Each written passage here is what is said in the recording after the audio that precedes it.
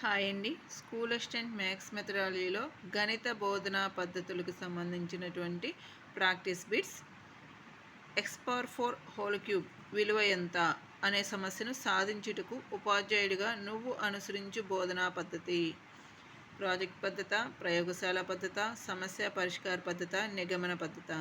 ఇక్కడ మనకి x⁴ ఇవ్వగానే మనం ఏం చేస్తాము, ఇది ఏ ఫార్ములా, a⁴m⁴n అంటే a⁴mn అంటే x⁴ × 3 x⁴12 అంటే దీన్ని మనం ఎలా ఫైండ్ అవుట్ చేసాం, సూత్రాన్ని ఉపయోగించాం. కాబట్టి ఏ పద్ధతి అండి, సూత్రాన్ని ఉపయోగించే పద్ధతి ఏంటి, నిగమన పద్ధతి. విశ్లేషణ అనగా కలిసి ఉన్నదాన్ని చిన్న ముక్కలుగా విడగొట్టడం, విడిగా ఉన్న అంశాలను ఏకం చేయటం, సూత్రాన్ని ఉత్పాదించడం, సూత్ర ప్రయోగం చేయటం. చూడండి, కలిసి ఉన్నదాన్ని చిన్న ముక్కలుగా విడగొట్టడం అనేది విశ్లేషణ, విడిగా ఉన్న అంశాలను ఏకం చేయటం అనేది సంశ్లేషణ, సూత్రాన్ని ఉత్పాదించడం అనేది ఆగమనం, సూత్ర ప్రయోగం చేయటం అనేది నిగమనం. సారాంశం నుండి దత్తాంశం వైపు సాగే బోధనా పద్ధతి. ఆగమన పద్ధతి, విశ్లేషణ పద్ధతి, ప్రయోగ పద్ధతి, అన్వేషణ పద్ధతి. సారాంశం నుంచి దత్తాంశానికి వెళ్ళేది విశ్లేషణ పద్ధతి. ఇక్కడ మనకి ఆగమన పద్ధతి, నిగమన పద్ధతి క్వైట్ ఆపోజిట్. విశ్లేషణ పద్ధతి, సంశ్లేషణ పద్ధతి క్వైట్ ఆపోజిట్.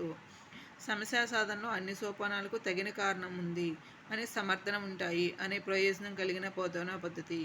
విశ్లేషణ పద్ధతి, సంశ్లేషణ పద్ధతి, ఆగమన పద్ధతి, నిగమన పద్ధతి.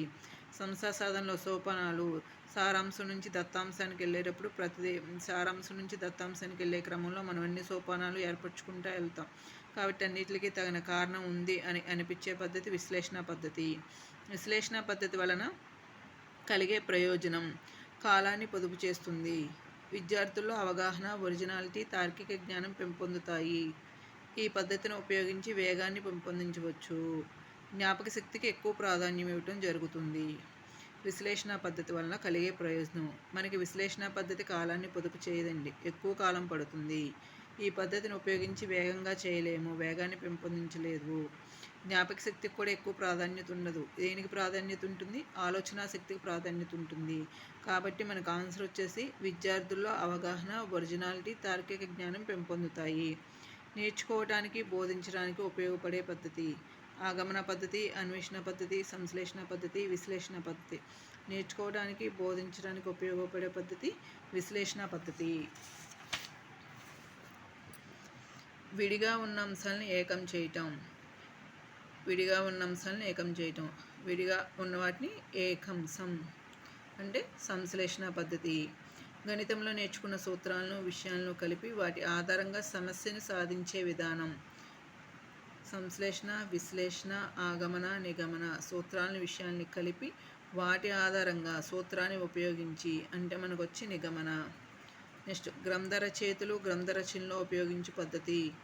ఆగమన పద్ధతి, ప్రాజెక్ట్ పద్ధతి, సంశ్లేషణ పద్ధతి, ప్రయోగశాల పద్ధతి. గ్రంథ రచయితలు గ్రంథ రచనలో ఉపయోగించే పద్ధతి సంశ్లేషణ పద్ధతి. నెక్స్ట్ క్రింది వానిలో సంశ్లేషణ విధానం యొక్క ప్రయోజనాలు. జ్ఞాపక శక్తికి ఎక్కువ ప్రాధాన్యత ఇస్తుంది. సమస్య సాధనలో సమయాన్ని పొదుపు చేయవచ్చు. విద్యార్థుల సందేహాలని నివృత్తి చేస్తుంది. సంశ్లేషణ విధానం అడిగారు, మనకి ఇది జ్ఞాపక శక్తికి ఎక్కువ ప్రాధాన్యత ఇస్తుంది అనేది కరెక్టే.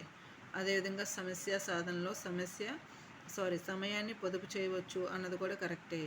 విద్యార్థుల సందేహాలని ఇది నివృత్తి చేయదు లేదు. కాబట్టి మనకి ఆన్సర్ వచ్చేసి A, B అవుతుంది, అనగా ఆప్షన్ 1 అవుతుంది.